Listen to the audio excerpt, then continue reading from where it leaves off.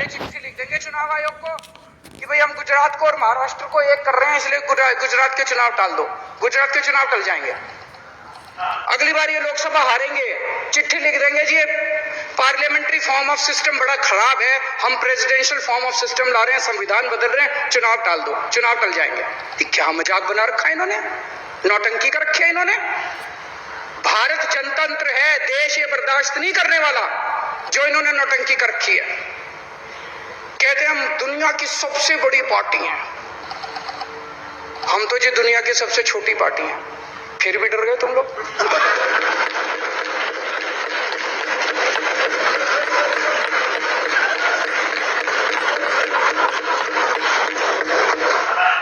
दुनिया की सबसे बड़ी पार्टी दुनिया की सबसे छोटी पार्टी से डर के भाग गई।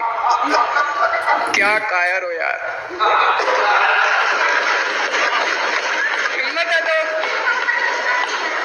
है तो चुनाव लड़के दिखाओ, बीजेपी वालों मान जाएंगे तुम।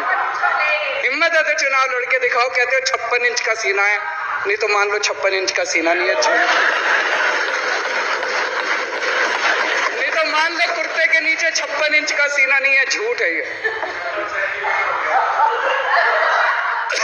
कल मैंने देखा, आपको भी बुरा लगा, मैं आपके कमरे में जब चाय पीने आया आपने मेरे साथ अपना दुख शेयर किया कि जब एलजी साहब ने भाषण शुरू किया ये सारे खड़े हो गए नारे लगाने। क्या कश्मीर फाइल्स टैक्स फ्री करो, और पीछे से 2 जने कह रहे थे दारू की दुकानें बंद करो। अब इनको भी नहीं पता आज नारे किस चीज के लगाने, ऊपर से आया तो था, ऊपर से आया तो था। तो 2 जने कह रहे थे दारू की दुकान बंद करो, आगे वाले कह रहे थे कश्मीर फाइल्स टैक्स फ्री करो, फिर दूसरे वाले ने कहा भाई आज कश्मीर वाला नारा लगाना है। तो जैसे रैलियां होती हैं उसमें कुछ टीवी वाले माइक लगा देते हैं कि हाँ जी किस लिए आए हो, तो वो यूं यूं देखता है किस लिए।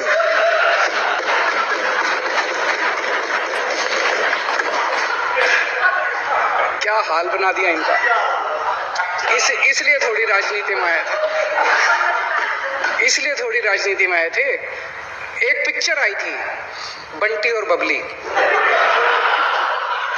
उस पिक्चर में एक सीन था, कुछ लोग एक नेता के घर के सामने जाते हैं, हमारी मांगे पूरी करो, हमारी मांगे पूरी करो। नेता बाहर आता है, कहता है क्या मांगे हैं, तो सारे एक दूसरे की तरफ, उनको पता ही नहीं क्या मांगे। आज सारे देश की सारी भारतीय जनता पार्टी एक पिक्चर के पोस्टर लगा रही है गली गली में जाके। पूरी सारी भारतीय जनता पार्टी देश में एक पिक्चर के पोस्टर लगा रही है।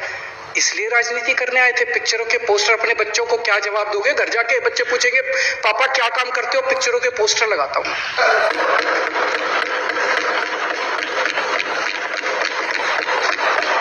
8 साल केंद्र सरकार चलाने के बाद अगर किसी देश के प्रधानमंत्री को विवेक अग्निहोत्री के चरणों में शरण लेनी पड़े तो इसका मतलब उस प्रधानमंत्री ने 8 साल में कोई काम नहीं किया, 8 साल खराब कर दिए। बताओ, विवेक अग्निहोत्री के चरणों में उनको शरण लेनी पड़ रही है, बचा लो बचा लो बचा लो। अगर किसी प्रधानमंत्री को कह रहे हैं कश्मीर फाइल्स टैक्स फ्री करो, अरे यूट्यूब पे डाल दो, फ्री हो जाएगी। टैक्स फ्री क्यों करा रहे हो? इतना ही तुमको शौक है, विवेक अग्निहोत्री को बोलो यूट्यूब पे डाल देगा, सारी पिक्चर फ्री है, सारे जने देख लेंगे एक ही दिन के अंदर। टैक्स फ्री की क्या जरूरत है, यूट्यूब पे क्यों नहीं डाल?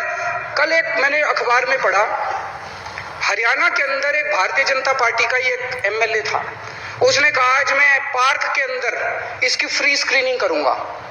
तुरंत विवेक अग्निहोत्री का ट्वीट आया खट्टर साहब के, खट्टर साहब देखो ये फ्री में कर रहा है, इसको बोलो टिकट लेके करेगा। भाई साहब, कश्मीरी पंडितों के नाम पे कुछ लोग करोड़ों रुपए कमा रहे हैं और तुम लोगों को पोस्टर लगाने का काम दे दिया। बोलो क्या कर रहे हो तुम लोग? वो करोड़ों कमा गया, कश्मीरी पंडितों के नाम पे करोड़ों कमा गया और तुम लोग पोस्टर लगाते रह गए। क्या हाल बना दिया तुम लोगों का यार, आंखें खोलो तुम लोग।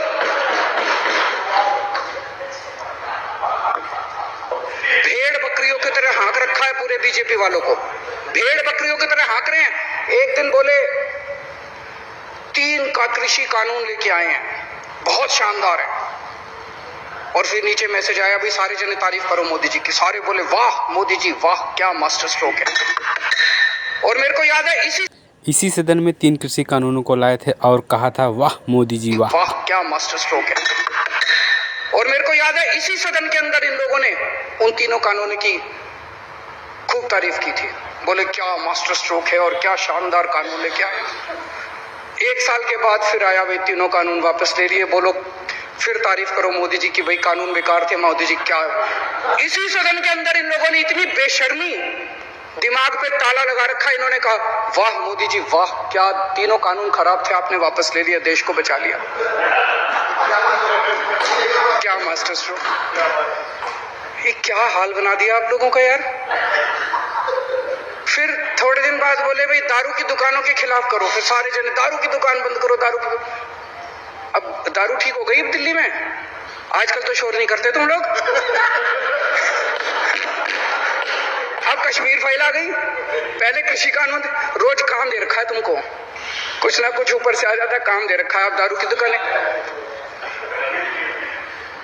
मेरा एक ही निवेदन है मेरे बीजेपी के साथियों से, आप तो अपने ही हो, आप तो सब मेरे छोटे भाई बड़े भाई, बिदुरी साहब तो बड़े भाई है मेरे, आप तो सारे अपने हो यार। थोड़ा सा देश के बारे में सोचो यार, थोड़ा देश के बारे में सोचो। हिटलर भी जो था वो कम से कम अपने चमचों को नौकरी देता था, रोजगार देता था, इतिहास उठा के पढ़ो, उसने रोजगार तो दिया था। इन्होंने क्या दिया आपको, आपके बच्चों को नौकरी दी, आपके घर में कोई खाने पीने का इंतजाम करा, आपकी बिजली का इंतजाम करा। केजरीवाल काम आता है आपके, आपके भी घर की बिजली फ्री कर रखी है। दिल्ली के 12 लाख बच्चों को नौकरी दी है मैंने, स्कूल ठीक कर दिए, अस्पताल ठीक कर दिए। आपके घर में कोई बीमार हो, केजरीवाल दवाई पहुंचाता है, मोदी दवाई नहीं पहुंचाता।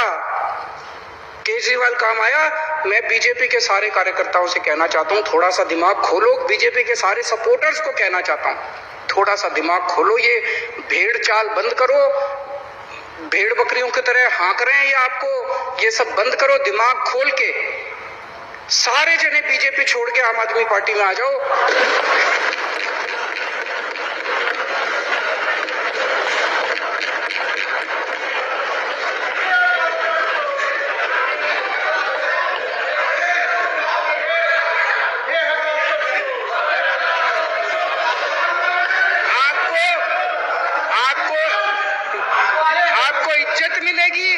सम्मान मिलेगा, आपसे कतई झूठे नारे नहीं लगवाएंगे।